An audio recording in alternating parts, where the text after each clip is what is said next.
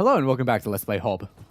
Yet another episode of Hob. I know, how exciting. I hope you're enjoying this. Do be sure to tell me if you enjoy this or not, or you know what I'm doing wrong. This might be a little bit frustrating. Oh look, another teleporter. I can head back if I want. I can't go. I could. There's nice haptic feedback. If I get too close, my controller starts vibrating. So I know exactly when I'm too close. That's nice.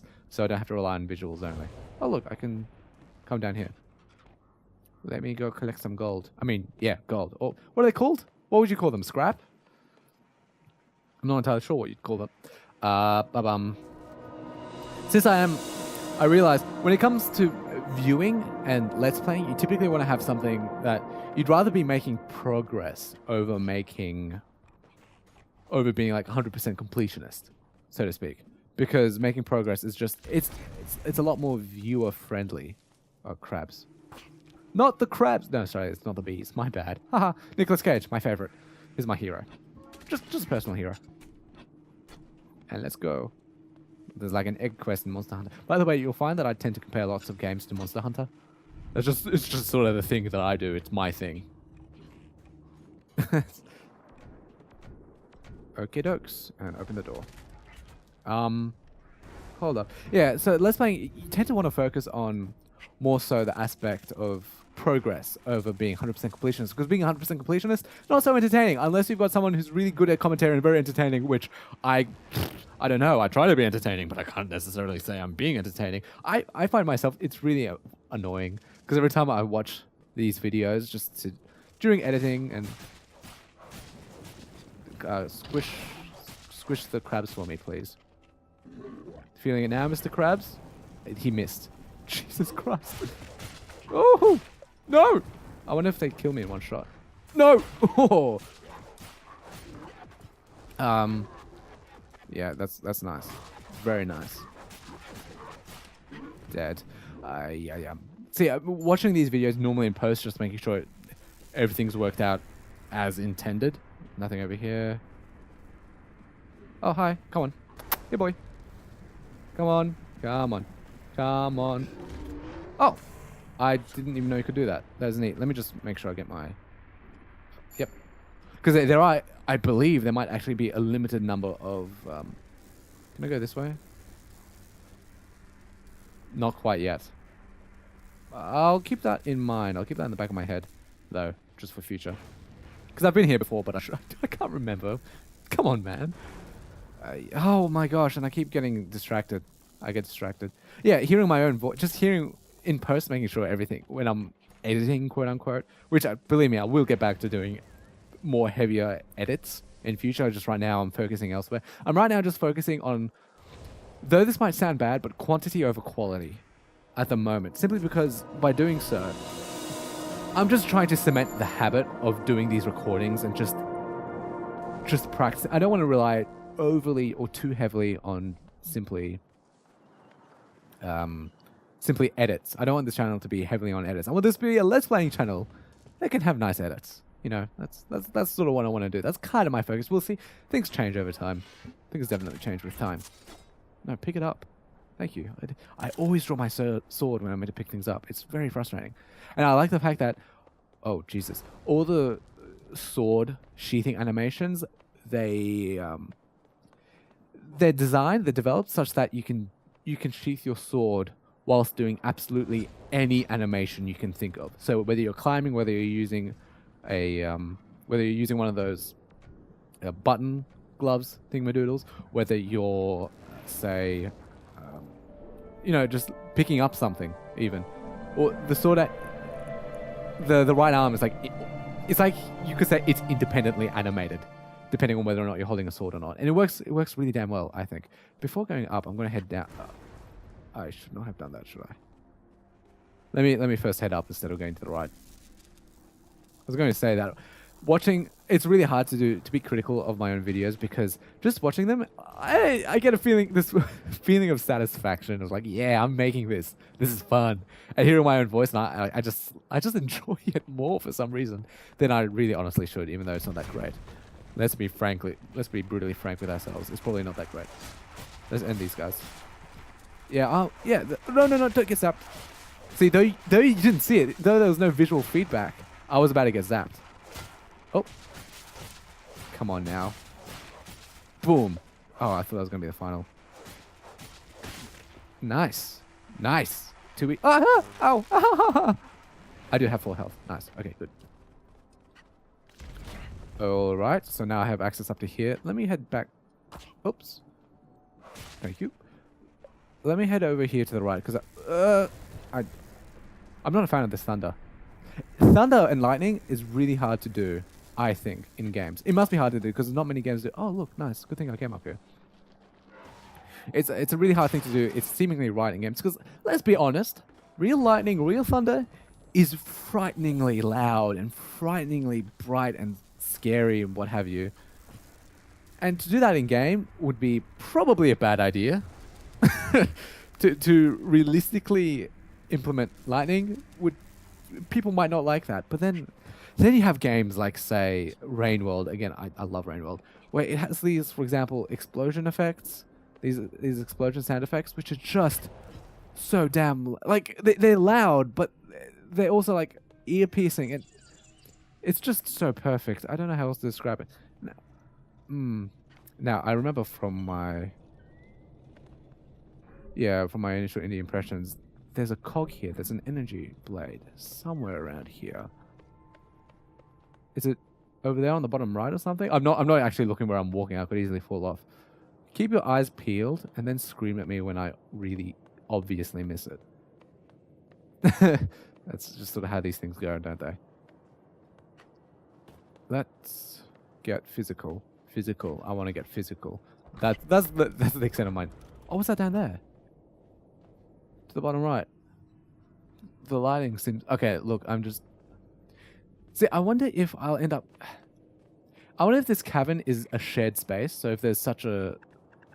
If there's a case where I'll enter this cavern except from another entryway. From my experience, I don't think that's the case, but I worry that I'm just an idiot and I've been missing some very obvious clues because of it.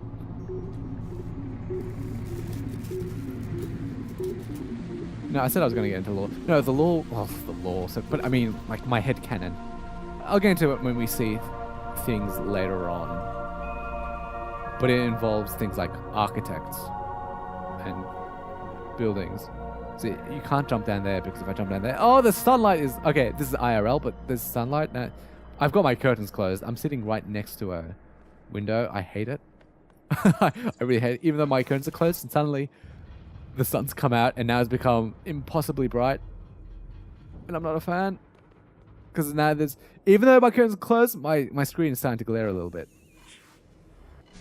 Where am I going? I don't want to be going this way. I don't want to have to re-explore this area just to find that one cog. But I do want that one cog. It's kind of important to me. Let's see. No, something... I didn't want to criticize the game too much in my initial indie impressions. I don't like being critical without... I just generally dislike being critical, and I try to be more constructively critical than outright critical. Hey guys, it's critical. I'm not making fun of his voice. It's how he talks in his videos. It's awesome. I love critical. Though I haven't watched him in quite some time. And see, now I can't go back down there. And I've seemingly missed the cog. You know, bear with... Oh, I see. You see, the bottom, a new path is opened. A new path is open. How do I get down? Let's go. There are actually a lot of places like this where paths open. Sometimes it's not that obvious, though. There are a couple of secrets, or like heart containers. We're going to call them heart containers now, that you can find that are just really annoyingly well hidden. They, you know, the format of the level changes, like what you saw just then. You pressed a few buttons. It's a common theme in this game where the level changes and morphs often, and that's how you... It's actually really neat, and that's what I meant by this game is actually quite inventive and quite creative. Here we have it. Thank you very much. No, don't attack. Just, I mean, do attack, but not with his sword. Poor buddy. Come here. Thank you very much. I'll take that. Crush. Okay, time to exit. See, I worry with the camera at this moment that when the camera's like that, I become very scared that I'll walk off the edge. It's happened before. In fact, I believe... Okay, I hate how long this is taking just to get out of this cave. And because I solved the puzzle, it just remains solved for me permanently now. Which is, you know, it's, yeah, quality of life, sure. Quality of life. Yeah, quality of life. It's nice. But it's that kind of, the word is inoffensive. To borrow from Transistor, what the Transistor says at one point, it's about the weather, it's inoffensive and mild. Meaning it's nothing. It's just kind of nothing special. It becomes easy to just... It becomes forgetful. It becomes easy to forget about it. It becomes easy to just... The world kind of becomes static because of it. Initially, like right now, the world is an undiscovered place. It's undiscovered. I'm walking around, solving puzzles, unlocking new areas, so on and so forth. But then, once I've done all that, there's nothing left to do. And it's just kind of a shame. Kind of a shame, unfortunately. Let me do some more... Okay, you know what? This is an area you definitely want to... Woo! Okay, I'll take that over getting hit by Mr. Roly-Poly Sonic. Yo, dude, chill. Check this out. I have... Too easy. I'm going to head up left first, I think. Heading up left might be easier. I just want to kill this guy somewhere around here first, because... I don't like him, that's why. Oh, geez, what to do? Should I try? No, I'll come back here later. I feel like going leftwards is the smarter thing to do. First. Because it's already been there. Oh, what do you know? I can't. Well, there you have it. But you can get to the left, I promise you that much, because... See, I guess I'm... Spoiler alert, maybe a little bit. But, I've already solved this area before, so it's no biggie. You know, I remember that study, or hearing about this study where people discover that by spoiling a story, people like it better. That's, I want to call bullshit on that first and foremost. But I think I know where it's coming from, because right now I'm reading through the devlog of Rainworld. Again, I love the game, so of course I'm going to be reading the devlog. And something I've discovered is that whole spoiler effect. Let's have a look. Oh, see in the top right corner, you can see a butterfly.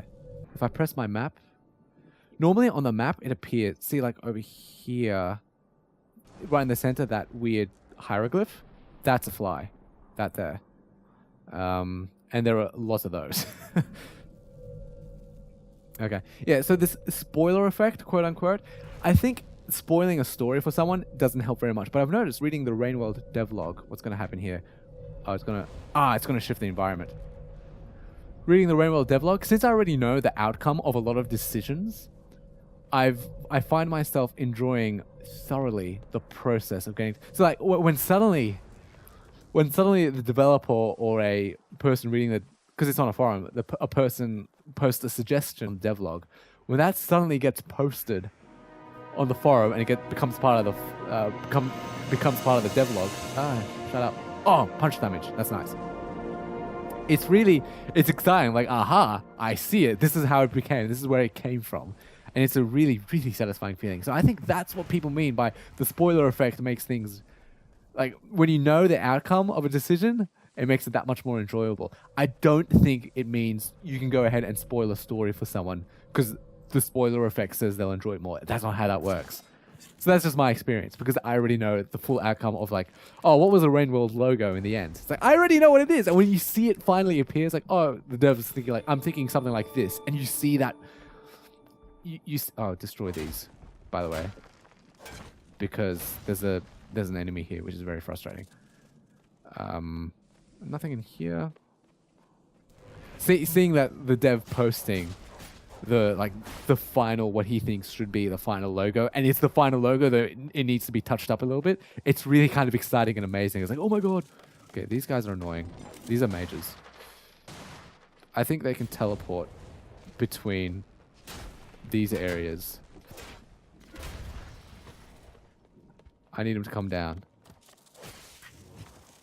And he spawns crabs a lot, so I'm going to shut up a little bit while I... come down. Don't tell me you're stuck up there. Don't tell me you're stuck up there.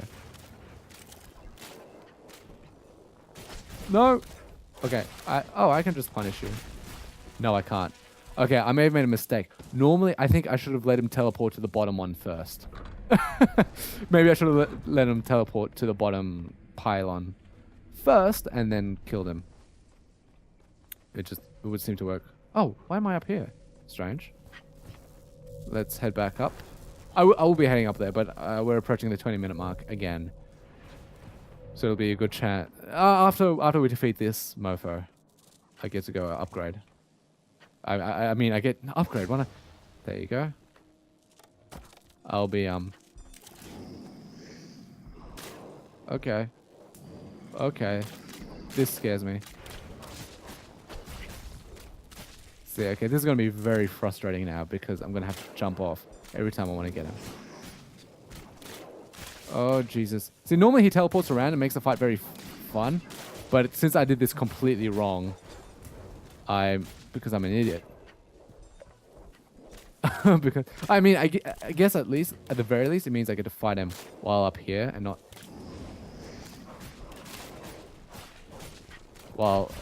without having to deal with crabs.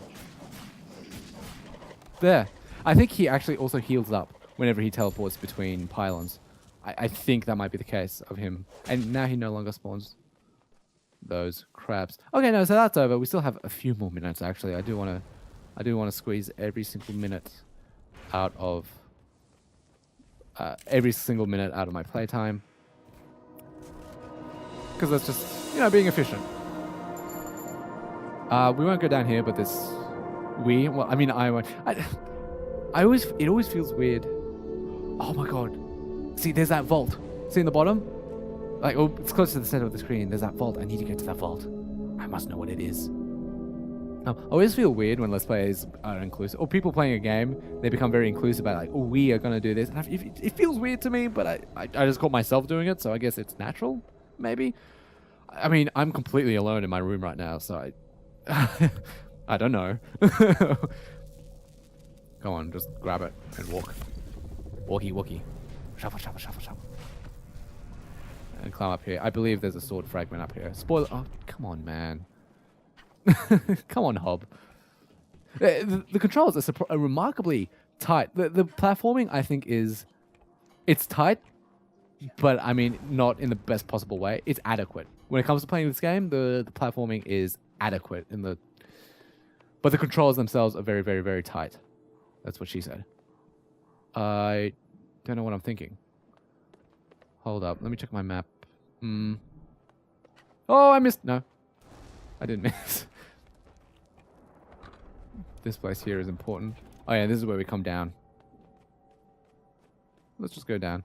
And I love how quick and swift you move. It feels nice. It definitely feels nice. It is nice. Let me pull this out, because I just know from advance how to solve this puzzle. Whoops. Always be sure to roll. Where's that box? Oh, it's the bottom. Oh, it's up there. Okay. So yeah, see, ultimately in the end, the puzzles are kind of really simple. Once you know how to solve them, but then once they're solved, you never need to come back to them ever again. So that's kind of a shame, in a sense. Instead of creating a living, breathing world, but I mean, that's not what... Okay, I give up. Grab it from the side. Instead of creating a living, breathing world, it's instead opted to make a nice mix between atmospheric puzzle platforming. And it's really well done. It merges between the three of them really, really well, I think. Turn this one on. And now rinse and repeat for the other side. So the mix, it's very well done. It's very competent. It's very nice. Nice. It's nice. So it's good. It's definitely very good. But it's not perfect. Let's not be blind for flaws. It's okay. There's a difference between being mean and being, critical or constructively critical about things. This game is by no means perfect. Nothing is. That's a very vague way of saying it, because nothing's ever perfect. But it's still... I don't know. Maybe I need to play this game a little more in order to be able to share my thoughts on it clearly. But as for now, I've enjoyed it enough to, well, start Let's Playing it and sharing it with you guys. And it's interesting to think. I also love the, the painterly handcrafted style to the game. You know, the outlines, for example, I forget how to do outlines, like kind of Borderlands style. I forget how to do outlines on models, but it involves inverting the model, like taking the model of your protagonist, making him larger, make a copy of it, make it larger than the actual protagonist is right now, and then inverting it, and that creates a black outline. It's really neat. Why do I know that? Just because I do. I'm really into game dev. I should probably be doing game development. See, and boom. And my controller was shaking that whole time. That whole time. Oh, okay, I've been here. And you might recognize this place. Here. Yeah, look. Climb up to here and voila. So that's... I did that in advance. I just sort of knew how it all be working. But on that point, on that note, actually, since I went a little bit over time, let's just go over here. Thanks so much for watching. I do appreciate your viewership. Stay tuned. There's going to be a lot more Hob coming up. But until then, have a nice day.